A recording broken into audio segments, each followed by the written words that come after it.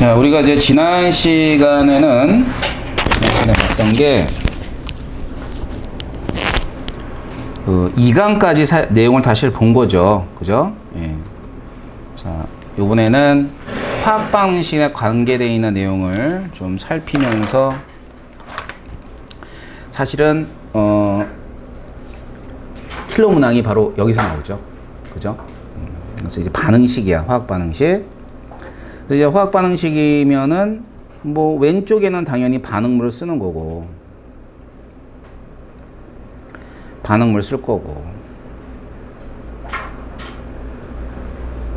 그 다음에 뭐 상태도 쓰죠. 뭐 기체가 되니 근데 대부분 기체 나와요. 근데 요즘에는 요 액체도 좀 나와. 뭐 고체도 나오고 상태를 잘 보세요. 그래가지고 이렇게 화살표 그리고 생성물 되죠. 생성물들도 뭐 상태를 잘 보세요. 액체냐, 고체냐, 수용액이냐. 한 80% 가까이가 뭐가 나오냐면 주로 기체가 나오긴 하는데 간혹가다 이 상태를 안 보다가 어이쿠 하고 실수하는 경우가 있어. 그러니까 상태를 좀 보셔야 되고요. 그 다음엔 화살표 방향은 진행 방향은 다 알죠? 근데 보통 1단원은 반응이 완결되는 겁니다. 완결된다는 얘기는 둘 중에 하나가 없어질 때까지 반응을 하는 거지. 자, 그러고 나서 이 화살표가 의미하는 게 어떤 의미를 갖냐면 같다라는 의미를 가져요. 이꼴의 의미를 갖습니다. 그러면 이꼴의 의미를 갖는다? 그럼 뭐가 같냐? 첫 번째는 질량이 같다.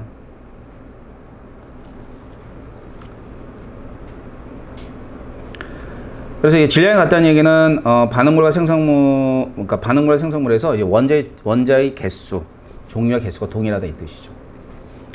두 번째는 이 에너지가 같아요. 그래서 이 에너지 같은 거는 뭐 여러분들이 들쑥날쑥하면서 들었던 4단원이 있어요. 그죠? 들쑥날쑥하면서 나왔다, 안 나왔다, 나왔다, 안 나왔다. 그 4단원이 나오죠. 그래서 이제 반응열이라고 그럽니다. 4단원 가서 볼게요. 이거는. 그 다음에 세 번째는 전자가 같아요. 이제 산화 환원 반응. 그래서 잃은 전자와 얻은 전자가 같다는 게 이제 주요한 내용이죠. 요번에 그러니까 1단원에서 얘기하고 있는 내용은 1번이에요. 1번. 질량이 같다. 그래서 반응식에서 양쪽에 질량이 같도록 개수를 맞춰줍니다. 그죠? 그러면 뭐 이런 거지. 메테인이 있다.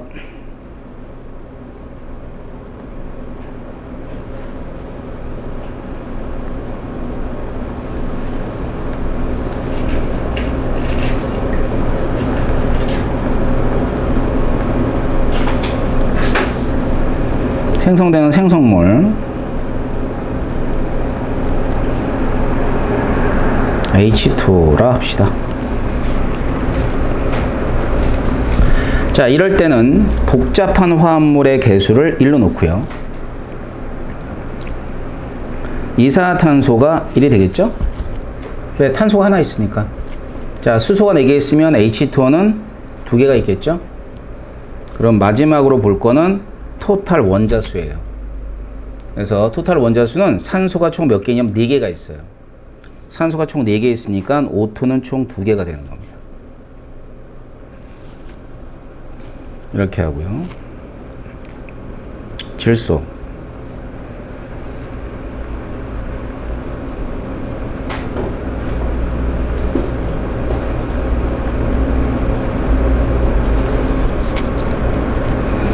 자, 질소하고 수소가 만나서 뭘 만드냐면 암모니아를 만들어요.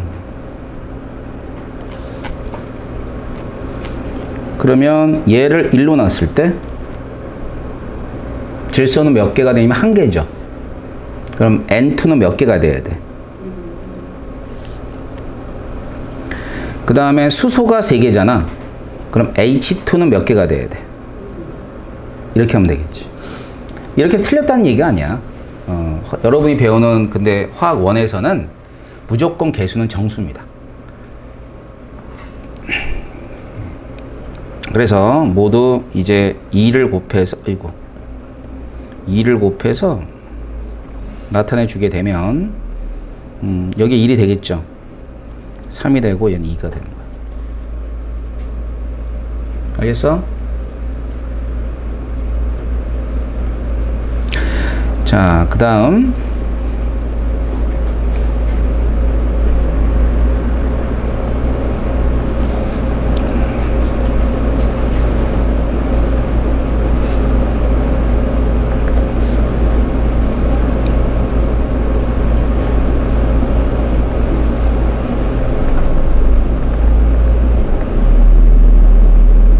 이것도 해볼까요? 이건 얘를 일로 놓을까? 탄소 3개 있지? 이산탄소 몇 개 있어야 돼? 3개.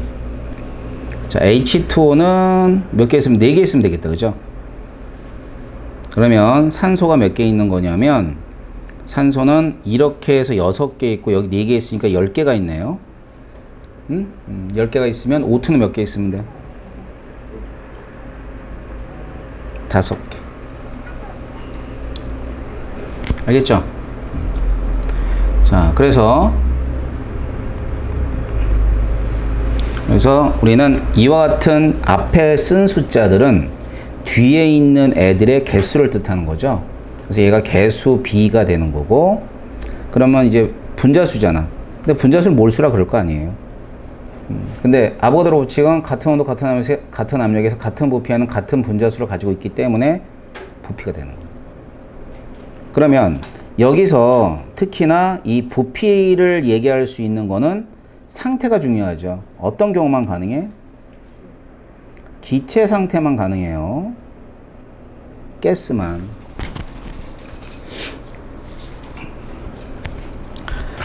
아셨죠? 네, 가스만 가능합니다. 자, 하지만 얘네들은 분자수이고 몰수비이긴 하지만 각각의 분자량이 다르기 때문에 질량 비하는 같지 않죠. 그죠? 자, 하나만 더 해볼까?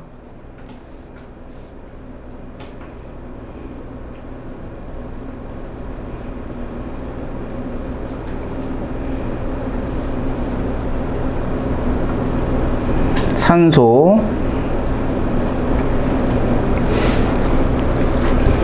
그 다음에는 이산화탄소, H2O,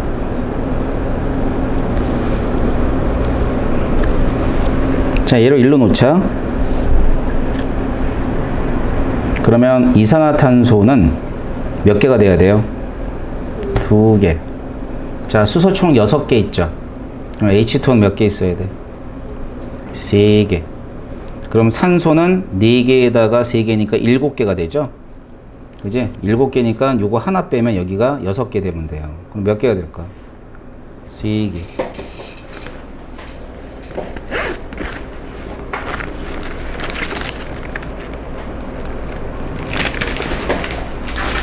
자, 문제 이제 아셨어요? 그래서 이렇게 해서 맞추고 나선 이 개수를 이용하게 되면 이제 우리가 양적 관계 같은 걸 알 수 있을 거 아니야. 그지? 양적 관계라는 게 별게 아니라 뭐 이런 거지. 자, 에탄올을 예를 들까? 자, 에탄올이 2몰이 있어요.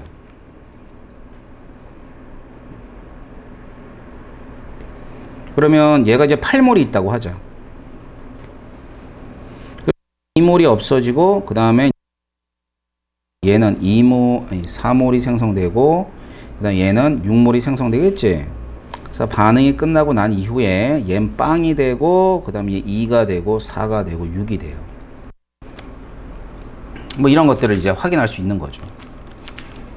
됐나요?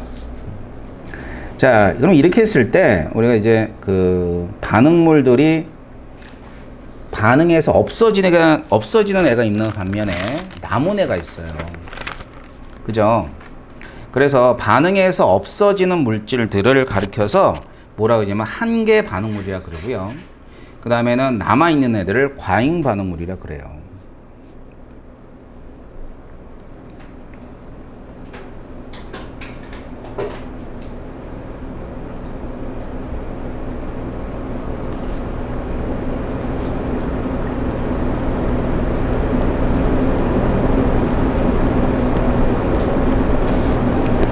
그래서 이제 한계 반응물은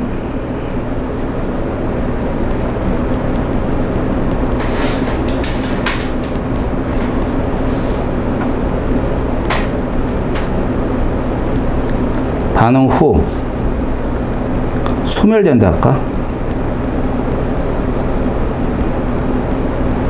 물질이 되는 거고요.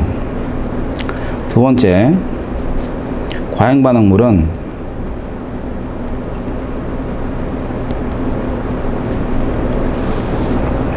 반응 후에 남아있는 물질.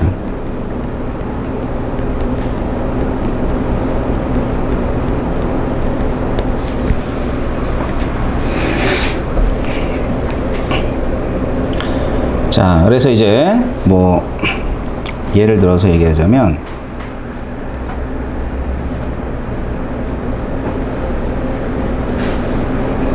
질소가 있어요. 2몰이 있고요. 수소가 있습니다.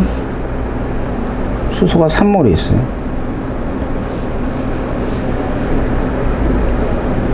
반응하여 암모니아가 생성된다 할까?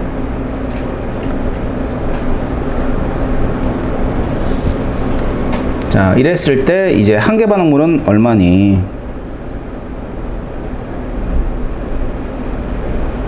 한 번에 하면 뭐니? 이런 게 질문이라고 하자. 그러면 이제 먼저 세워야 되는 건 반응식이야. 뭐 이거는 우리가 잘 아는 반응이니까 바로 쓸까요? 질소, 수소,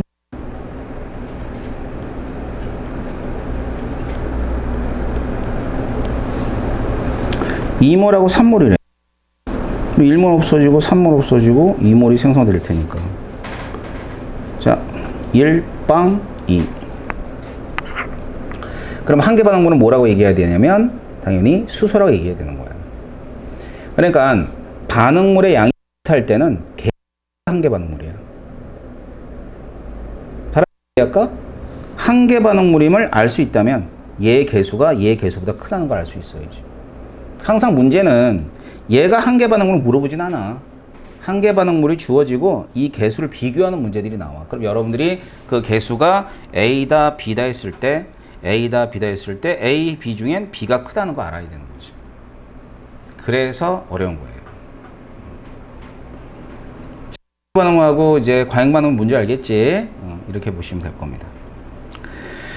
자, 그러면 지금 배웠던 내용들이 결국 뭘 뜻하는 거냐면 이게 이제 양론이에요. 양론, 화학 양론. 화학 양론은 여기에 있는 요 그림 있잖아, 그림. 이 그림인데 몰에다가 몰몰몰이네. 몰몰몰. 자, 이게 무슨 말이야 하면 몰몰몰이 이런 얘기야. 예를 들어서 메테인이 있어요.